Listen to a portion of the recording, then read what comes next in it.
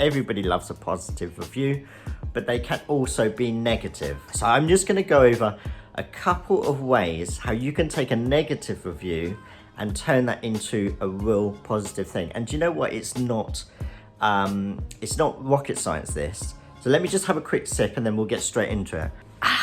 Okay, everyone needs a coffee in the morning. I need to get my clicker as well. You've got to have the clicker. We've all been there. If you're established in business, you will have at some point a negative review. There will be a customer that is not happy with something that you have provided. And if you have a third-party system which either invites people to leave a comment, positive or negative, on either your Facebook page or your Amazon page or your Etsy page or wherever it is, you always, absolutely always run the risk that that unhappy customer will go straight there and tap away and leave you a negative review. Now there's a few stages, and let's be honest about this, there's a few stages that you go through as a business owner when you get that bad review. Now the very first one is you read it and you can go, well, that's not what happened. That's absolutely not what happened. And you're gonna start replying and blah, blah, blah, blah, blah, and almost criticize that customer for leaving that bad review and you don't think it's fair and everything about that is like negative and you want other people to see that it's not your fault and da. So that's the first one. The first one is go back and be critical to that customer. The second one is obviously delete it. Some third-party customer or review services allow you just to hide or to delete reviews. That's the truth of the matter. Any business that says they don't is lying to you. There is always the capability. I think the only place you can't is say like Facebook reviews or Amazon reviews. If you are loading reviews onto your website, then you control that data. But don't do that. Don't delete negative reviews. And then the third like feeling that you get when you see that is just pure anger and hurt. Anger and hurt. Everybody would like to think that everything they do in business is going to make every single person happy, and that you're never ever going to come across a situation where you're like, I didn't do my best, I'm always working to my hardest, I'm always striving to be better. And it's just simply not the case. I will talk from my personal experience because that's all I can talk about. There are situations where a customer's not been happy with something and I've gone in like a ball in a china shop. And I tell you something now, every single time, 100% of the time that I do that, I send the email and I think, why did I do that? What is the point of me doing that? Why have I just isolated that customer? And there have been many scenarios where I have followed it up with an email, maybe not immediately, but I've just said, listen, I'm sorry, your email caught me off guard, you're right, or do you know what, I could have handled that better. However it is, there's never ever any point as a business going like a ball in a china shop to that customer. I used to work in a estate agency. There used to be many people that were unhappy with many different things. And thankfully I learned quite a lot from that process, because if they're not happy about big things. They're not happy about stuff like damage to their property. They're not happy about their rent being paid or things like that. If you break it down, you're talking about like postage costs or you're talking about a broken item, it's minor compared to those things. So I think you've got to keep that in mind when you're going to deal with it. Don't rush in there. If you need to take a break before responding. That's a real key thing that I always do, is just say, okay, woosa. You know, from Bad Boys, it goes woosa. And then you go back and then you respond. The customer has time to cool down and you have time to cool down before you respond as well. And you can both interact with cool heads is the absolute best way to do that. So that's really second point. So calm down before you respond and just go back with a cool head and you'll resolve it. And the third thing, and one of the key things, obviously there's lots and lots of things I can talk about here, but one of the key things is they're not angry with you personally.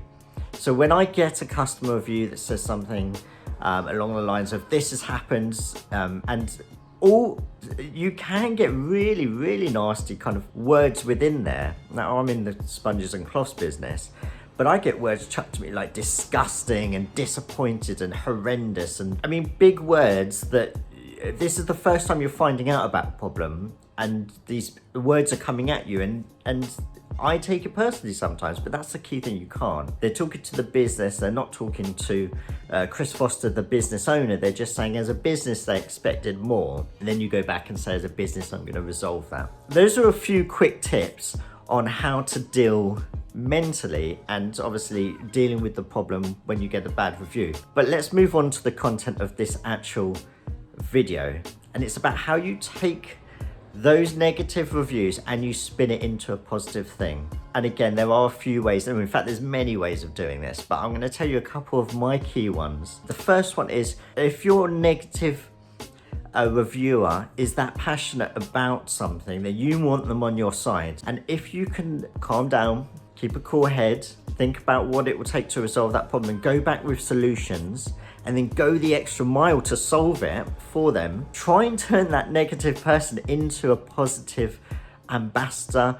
someone that's going to be, do you know what, that guy, that Chris guy at that company, at Sponge Company, or you at that whatever company, solve that problem, went above and beyond to solve that problem, and do you know what, I'm going to recommend them. So you literally go full circle from the email, I'm disgusted at you, I hate you, this is absolutely the worst thing in the world, to, okay, you've solved it, let's move on. Now, you're not always going to win that customer round, but you stand a much better chance of doing so by solving and wowing after the situation. So that's the first thing. If you can really do that, do try and do that. That is one of, I think people forget that in business. You want to be trying to win people's hearts, not to isolate and anger them, especially if they're already angry with you in the first place. And then the second key one, and I'll just keep this to 2 points because I can see this is a fairly longer video.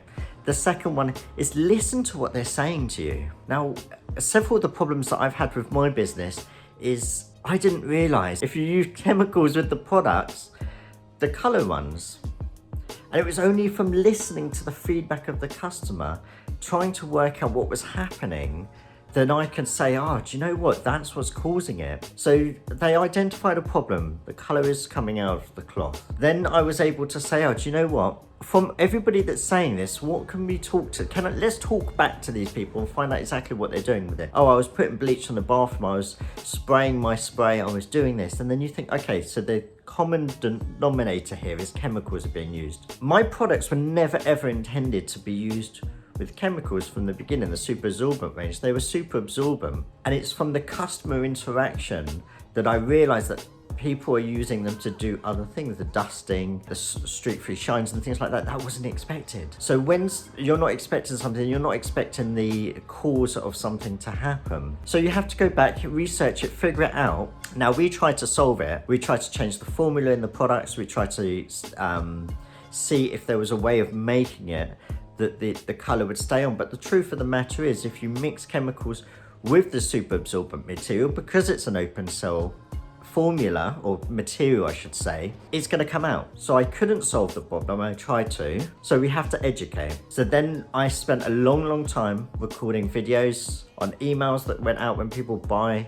I built an ebook guide. We set up a YouTube channel. I did lots of demo videos. I spoke to all my brand ambassadors. I went back and it took quite a long time. I just put it on the box, but we really got down there. And similarly, other problems, we've printed warning labels on the inside and outside of and you just go through the education route if you can't solve the problem, which you sometimes may not be able to. So that's two things definitely you should think about in turning those negative reviews into a positive review. Try and see the customer's point of view, solve them, wow them, and then bring them back into your kind of like circle and say, yeah, you had a crappy experience. I'm not sure I'm allowed to say that, but you had a crappy experience with us here.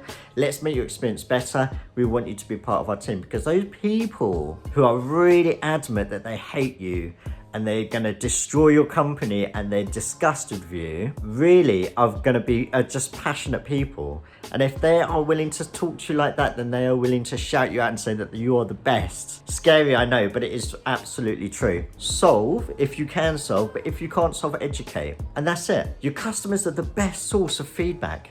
And when you get a negative review, and in fact, if you look at all of my negative reviews on my website and I think we have something like 16,000 reviews, and I've probably got about 700 negative ones, and they are always the same problem. 100%, always the same problem. Have a look at your negative reviews. Don't dismiss them, don't hide them, solve them. Don't start arguing with your customers about about their experience. If they feel they've had a crap experience, they're going to say they've had a crap experience, and no amount of you telling them that they haven't is going to change that.